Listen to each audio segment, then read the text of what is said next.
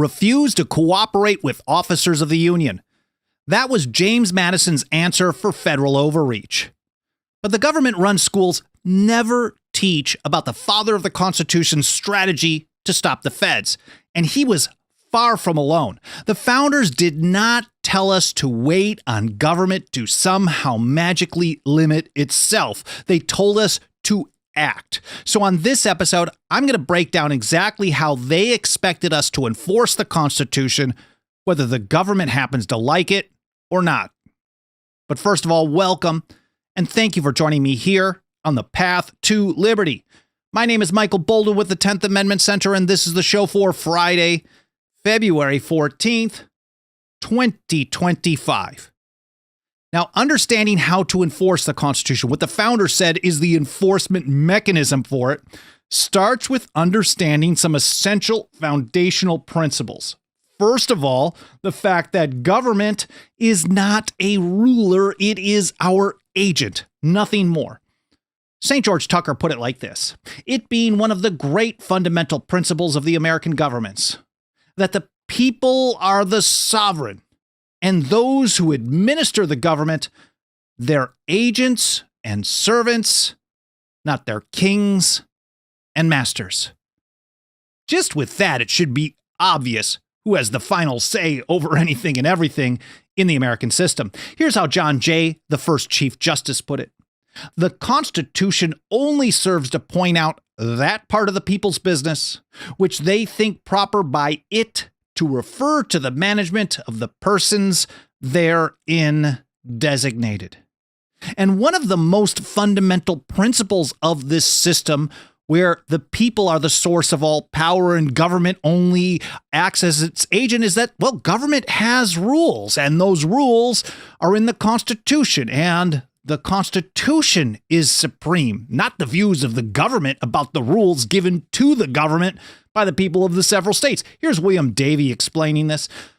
They can do only what's been delegated to them and nothing more. He said it can be supreme only in cases consistent with the powers specially granted and not in usurpations. If you're new to the channel, you may not have ever heard really the use of the term usurpation, but for the founding generation, this was in essence theft of power. If the people hold sovereignty, final authority, they delegate some stuff to an agent to do, then anytime the agent, the government, does stuff beyond those limits, it's usurping, it's stealing final authority, sovereignty, power from the people of the several states. This is a serious issue, and in fact, it's so important that it's in the Declaration of Independence. A lot of people think that the Declaration of Independence has a list of grievances, and I know that's the common term for it, but really it's called injuries and usurpations in the text, or abuses and usurpations in the text. Here's Alexander Hamilton discussing the Supremacy Clause and actually getting us towards this discussion on the enforcement mechanism from the founders. This is Federalist number 33. He said, "It will not follow from this doctrine that acts of the large society, which are not pursuant to its constitutional powers, but which are invasions of the residuary authorities of the smaller societies, will become supreme law of the land. These will be merely acts of usurpation and will deserve to be treated as such." I mean, to be honest with you, I think that's all you need for the enforcement mechanism right there. How the people decide to treat usurpations is up to them. But in essence, that sums it up. As soon as they go beyond their limits, they're stealing power from you. A usurpation of power is a treason against the sovereignty of the people. That's how St. George Tucker described it. And, well, the people have to treat it that way as well. So that's the first point, is that government is merely our agent, and it only just can do things that are within the bounds of the rules given to it.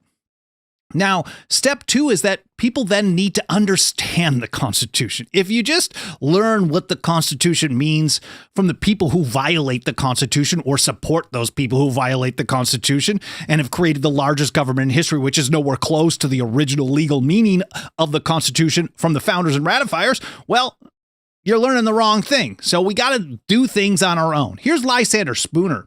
He points out that the Constitution as much presumes that the people understand its own meaning.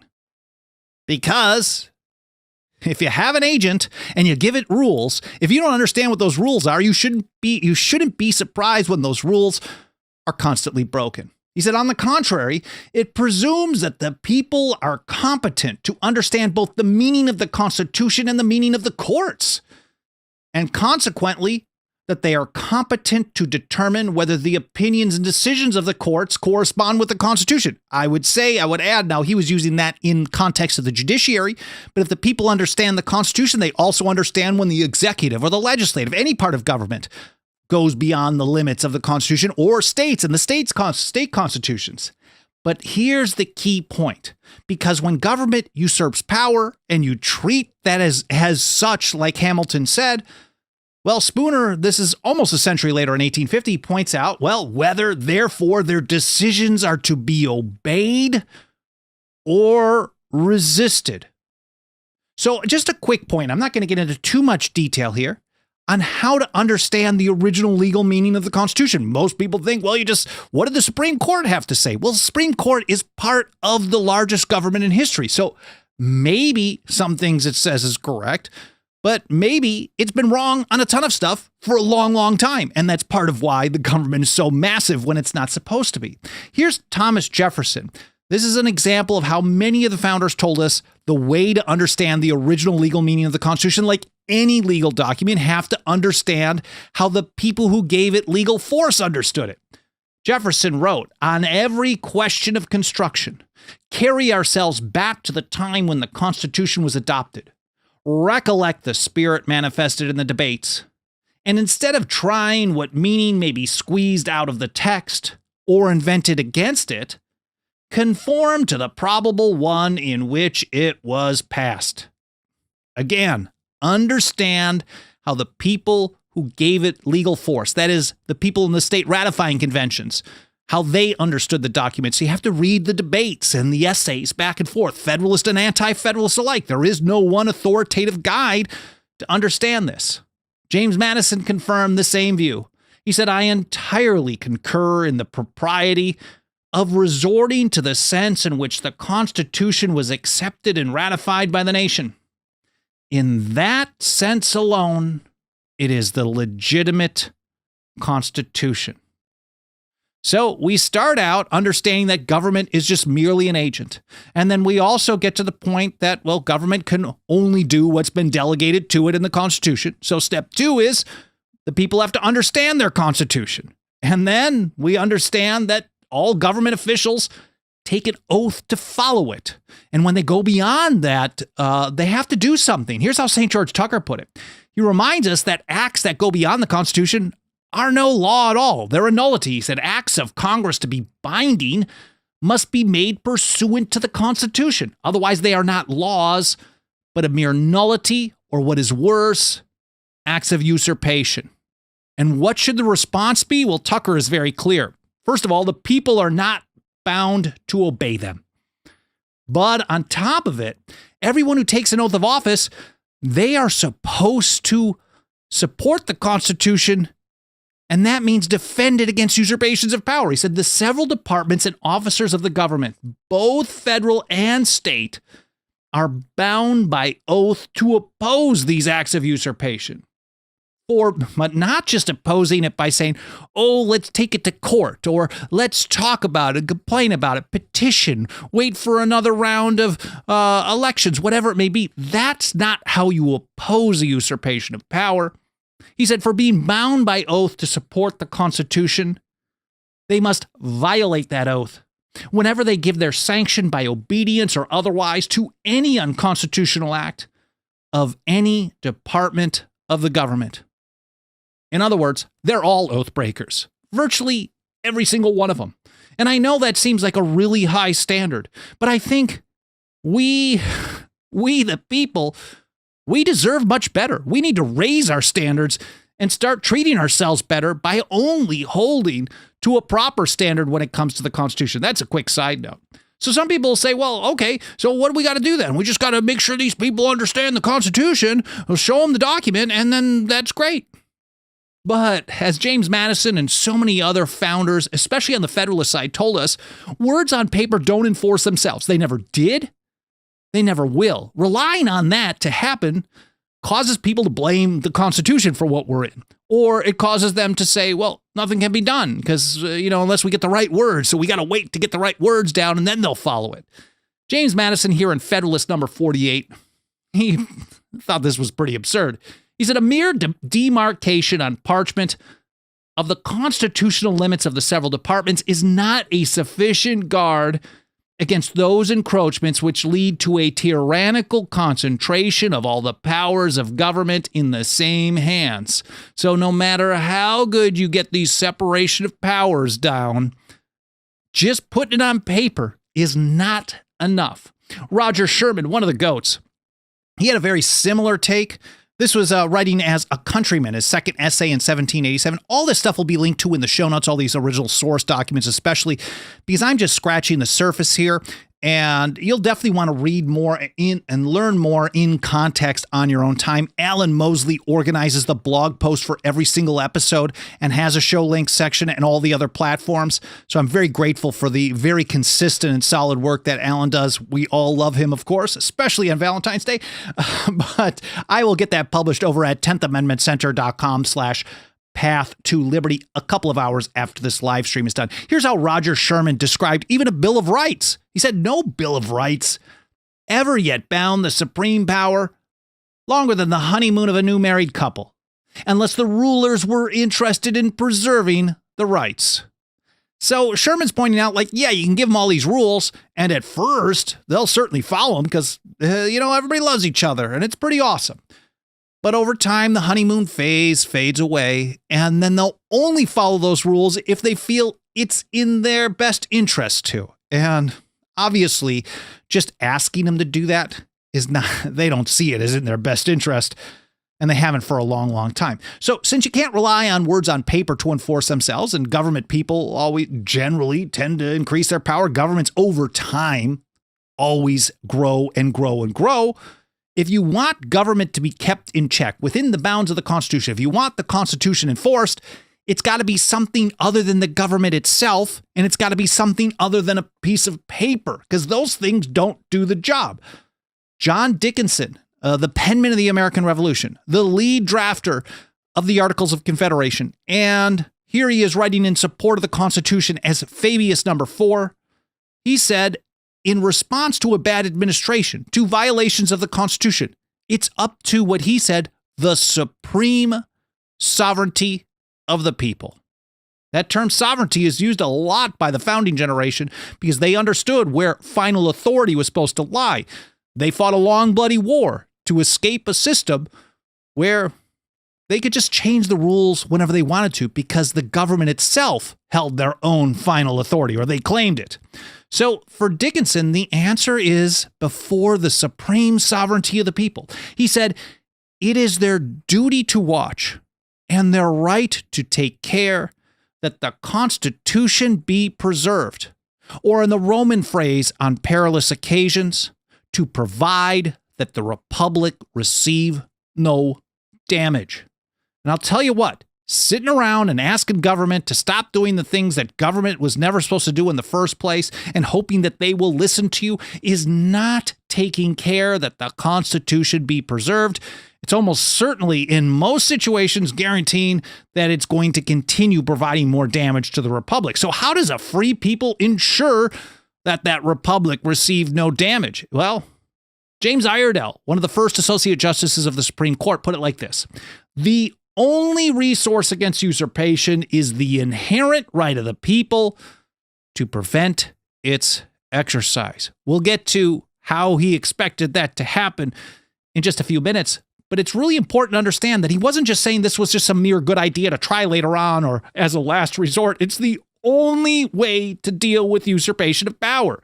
Government needs to know that if it goes beyond its limits, the inherent right of the people, the supreme sovereignty of the people, is going to step up and prevent them from going beyond those limits. A free people can never be too quick to oppose usurpations of power. So that's James Iredell. Thomas Jefferson had a very similar take some years later. Here he is writing in his draft for the Kentucky Resolutions of 1798. Where powers are assumed which have not been delegated, a nullification of the act is the rightful remedy.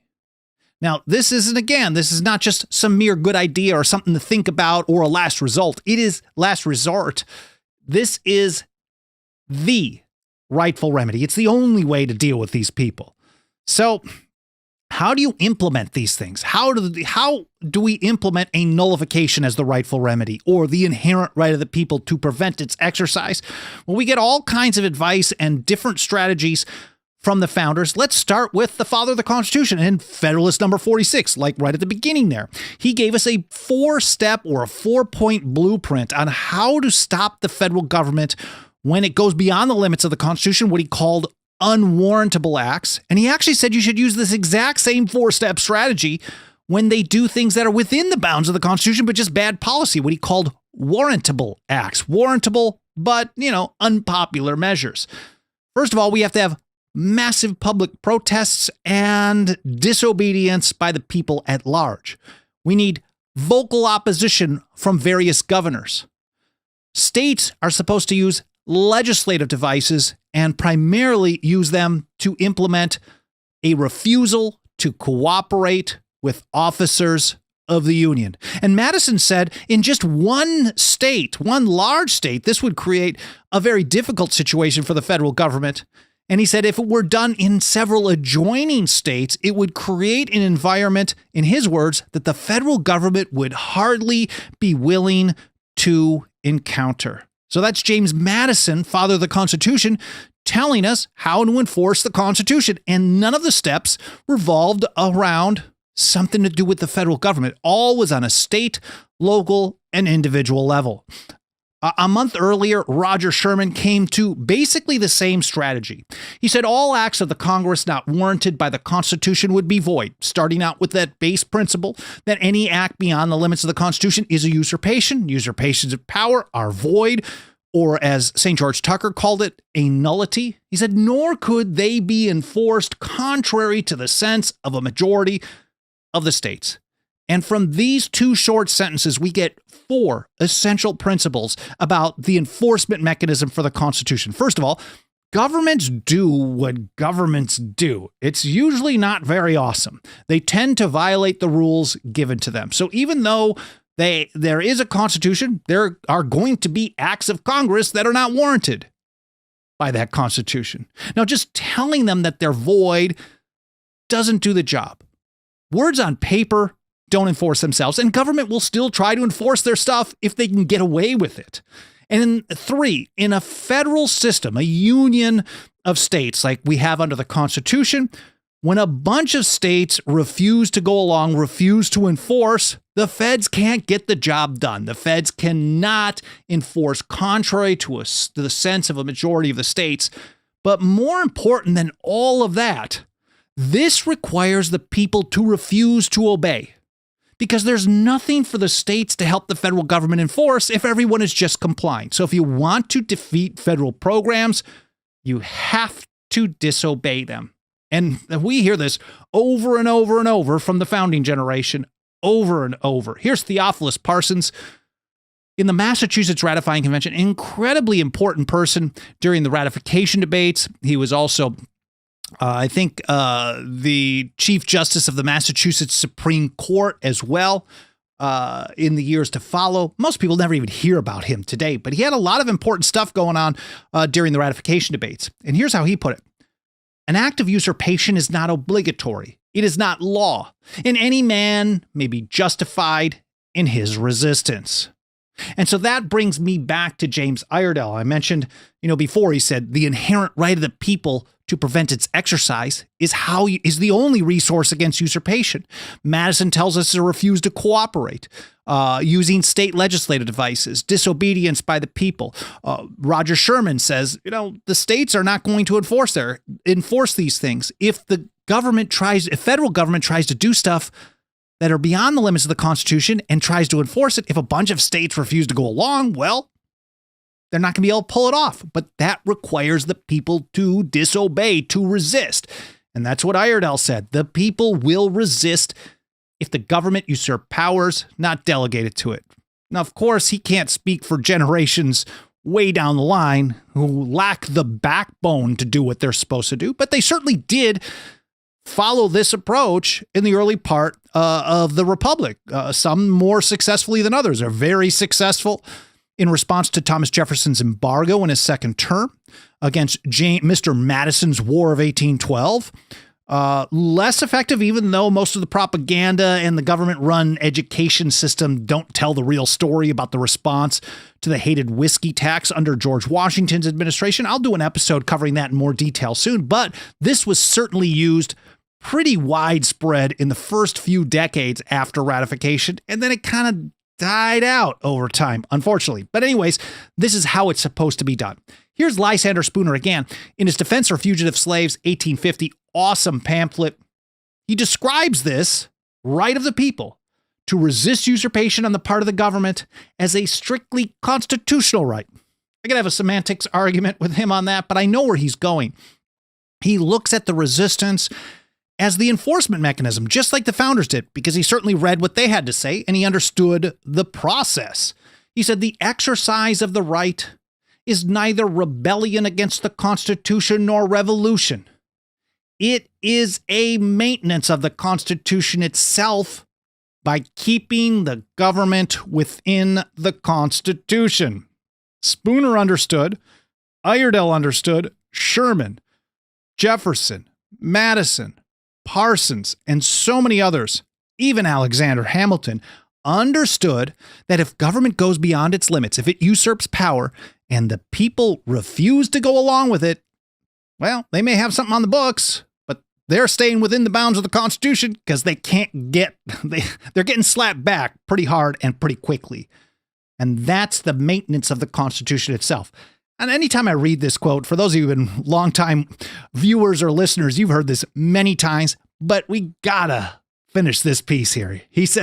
Spooner said, this resistance is also a defense of the natural rights of the people against robbers and trespassers who attempt to set up their own personal authority and power in opposition to those of the Constitution and people which they were appointed to administer.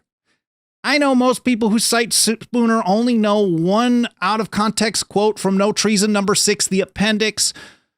But man, he really understood the system of the founders. He wrote about it for decades. And you can see so many of the things that he's talking about here, because even Alexander Hamilton in Federalist 33 was referring to usurpations, things that go beyond what are the supreme law of the land. Anything that goes beyond the Constitution is an invasion of the residuary authorities of the smaller society. It's an invasion.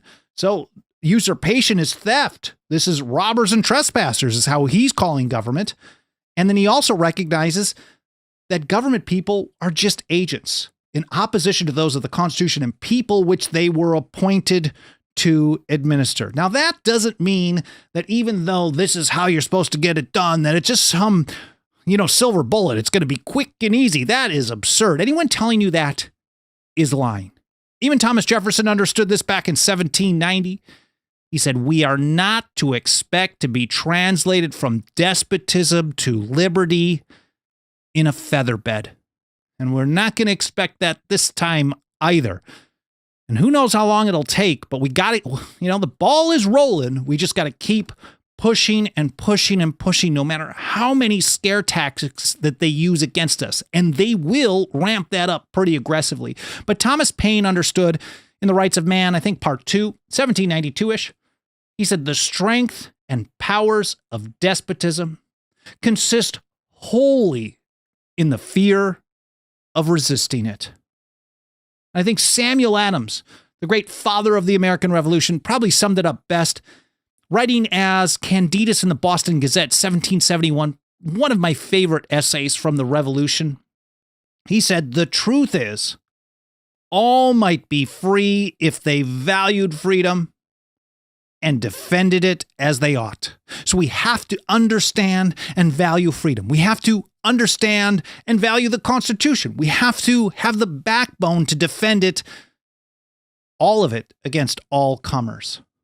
So here's the bottom line. We got 6 main points on from the founding generation, and I'm only touching just barely scratching the surface on all this. First of all, government is just an agent. The people of the several states are in charge. They are. They just have to start acting like it.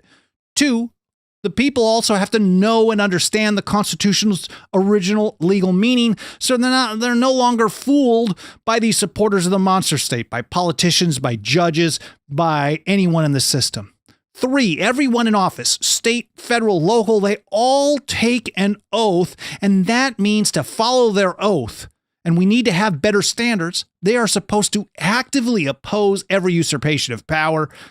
4, because they don't do it, we can wave a document at them, but we should understand it. We should try to educate them, but we have to understand that 4, words on paper don't enforce themselves, never did, never will. We shouldn't ever expect it.